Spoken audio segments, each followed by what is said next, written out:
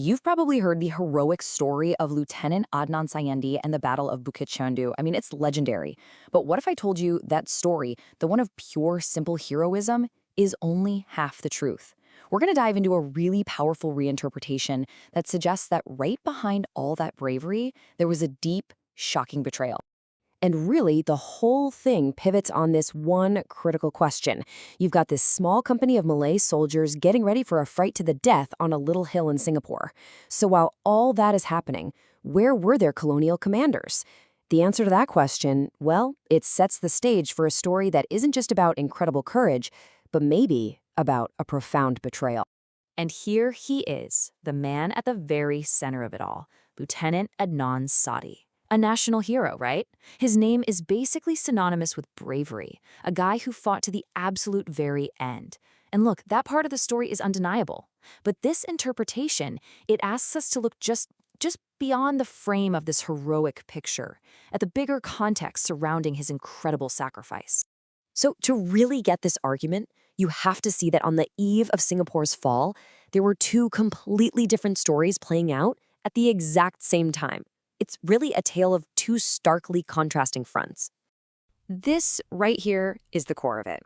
On one side, you have the Malay regiment at Bukit Chandu. This is the final defensive line, and they are mentally preparing to fight to the death for their home, okay? Then, just a few miles away, you have the British High Command, sitting in the secure, air-conditioned headquarters of Fort Canning, and they weren't planning a last stand, no. They were busy calculating the terms of surrender. And the difference wasn't just in their mindset, it was in the steel they were holding. This interpretation is just scathing. It describes the Malay soldiers' weapons with the word chikai, which basically means shoddy or just plain trash.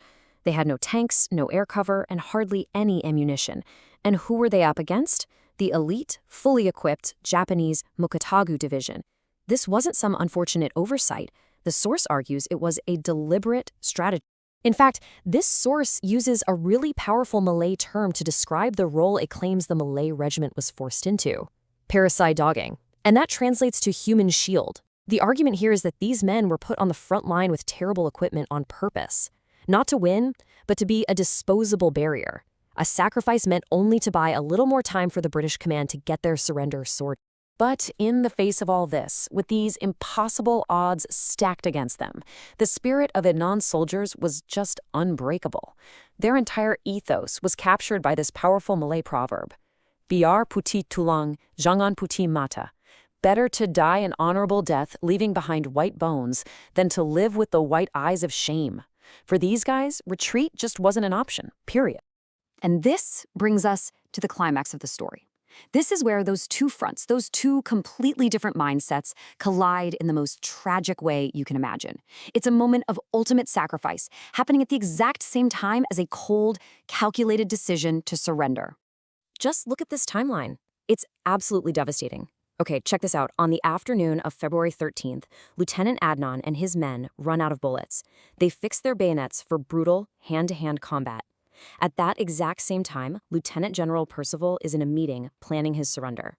Then, while Adnan is being captured and brutally killed for his defiance, Percival is getting ready to walk under a white flag. This telling of the story presents these parallel events not as some tragic coincidence, but as the ultimate indictment of the British command. And the price Adnan paid for that defiance was just horrific. For refusing to surrender, even after being captured, he was met with pure, unadulterated brutality. He was made an example of, allegedly hung upside down from a tree and stabbed over and over again by enemy soldiers. His end was as violent as his fight was courageous. And this all leads to the final, damning verdict from this source. A really clear line is drawn. Adnan died a wira, a hero, defending the honor of his people. Percival, in this telling, lived on as a pingochi, a coward who sacrificed an entire colony to save himself and his men. The contrast, I could not be more stark. So what are we supposed to take away from this really challenging version of history?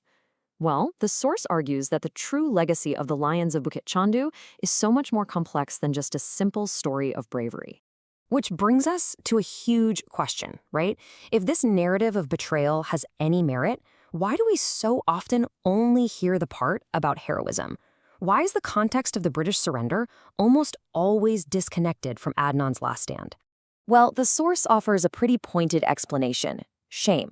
The argument is that the colonial power, the British, simply couldn't bring themselves to admit that the local, native troops, who they often looked down upon, fought with infinitely more courage and honor than their own command structure did. So the story was simplified, sanitized, maybe to hide the embarrassment that the true lions of Singapore were Malay, not British. So what's the big takeaway here? According to this interpretation, the story of Bukit Chandu isn't just about bravery, it's also about betrayal. It's a lesson that true courage isn't found in having the best weapons, but in the heart. And maybe most importantly, it serves as a powerful warning that a nation's defense should never be outsourced, because when it comes down to it, in that final hour, no one will defend a land more fiercely than its own people. And this leaves us with a final, really thought-provoking question that goes way beyond this one battle. If colonial history buried or simplified the stories of heroes like these, you just have to wonder, what other stories of incredible courage, what other tales of sacrifice are still out there, waiting to be found in the margins of our history books?